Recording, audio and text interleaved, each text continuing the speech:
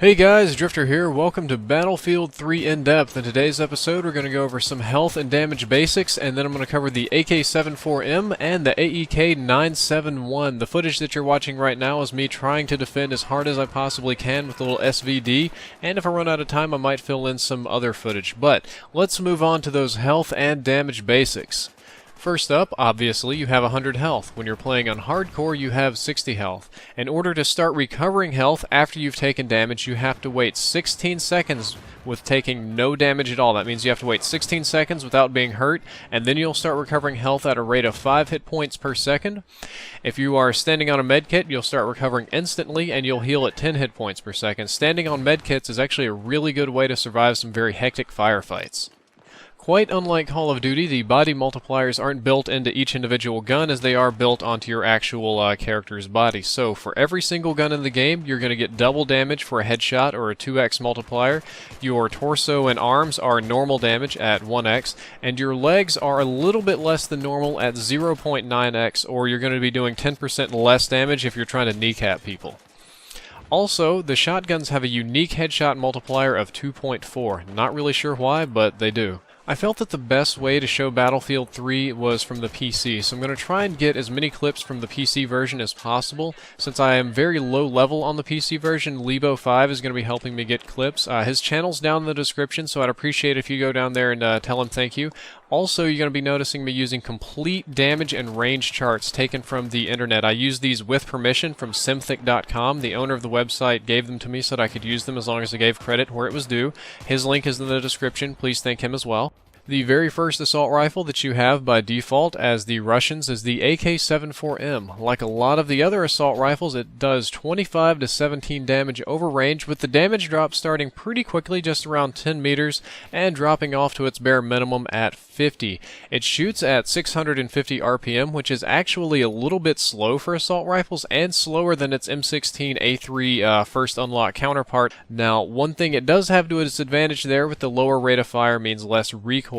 If you look at the recoil box over there, you'll see that it kicks up 0.3 to the left and to the right 0.2 and 0.3 respectively, and that its center speed is 18. You're going to see with other assault rifles that these numbers don't change very much, that weapons within a class tend to have very similar recoil patterns, very similar feels, but since the AK-74M shoots significantly slower than other assault rifles, it has effectively less recoil. Even though it's kicking about the same, the amount of shots are going to be less per minute, so the amount of upward kicks are thus going to be less per minute. You're going to notice right there a little box that says first, or if you look at the top and the bottom, you'll see first at the top, and then it's the very rightmost number. That's the multiplier for how much the weapon kicks on your very first shot, on your initial shot, because for some reason in Battlefield 3, the initial shot kicks more than in other games.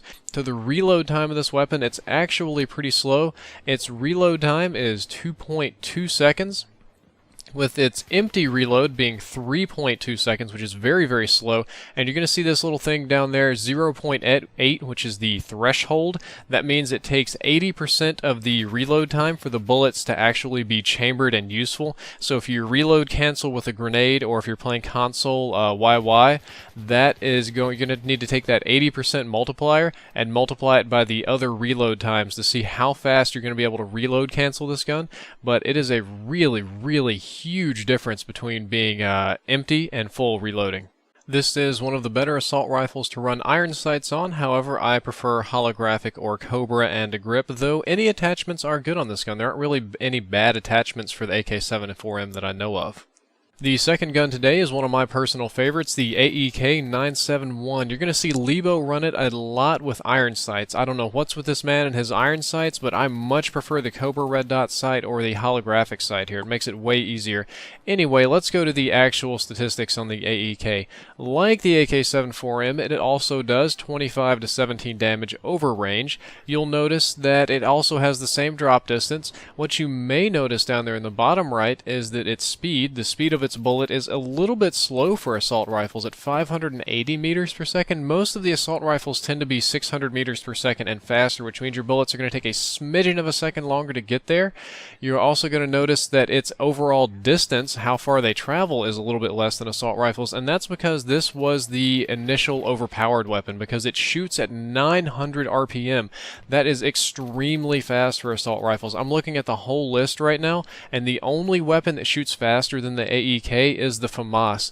When I swap over to the time to kill list, as in what weapons kill the fastest of anything in this game, you've got the shotguns, of course, but then you have the FAMAS on the top, and just barely less than the FAMAS is going to be the AEK. So if you haven't downloaded the Back to Karkin map packs, the AEK is going to be the fastest killing gun in this game.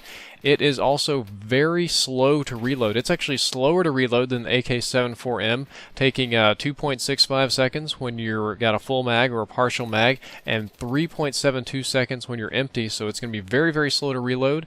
You'll notice that it has more left-right recoil, but the vertical recoil isn't too bad, and you wouldn't think that's too bad, but when you look over to your first shot multiplier, you'll notice that that's up there at 3, so your first shot is going to kick 3 times more than normal, which indicates that this is a very bad weapon for a single shot. You want to go fully auto with this, and the recoil is going to be really, really bad. In Call of Duty and Battlefield and pretty much any game I play, I tend to stray away from high recoil guns, but there's something about this one that I like. Because our left and right kicks are equal at 0.5 and 0.5, it may wobble a little bit, but it averages back to the center most of the time and just rises. It rises up very, very fast, a lot like the FAMAS. So if you get good, if you can control the recoil on this weapon, it is extremely dangerous. That's why I tend to run Cobra Sight, because it's the least obtrusive. I can see my target the most. If you run iron sights like Lebo here, you risk having the weapon kick up too much and becoming unusable. This is one of my favorite weapons, but it is also very difficult to use. Well guys, that's it for Battlefield 3 in depth. The blank page that you're seeing right now is going to link you to Lebo's channel if you click the description, and please go to Simthic.com. Tell both of those guys thank you. If you go to Simthic, you can actually check out the full recoil charts, the full gun charts. You can read all this stuff before I go over it.